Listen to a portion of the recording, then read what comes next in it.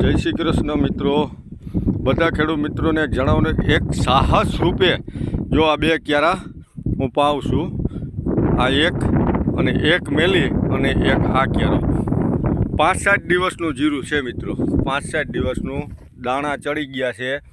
અને Chris organic રોહિતભાઈ વાછાણીની treatment seed two harvest જીરું છે.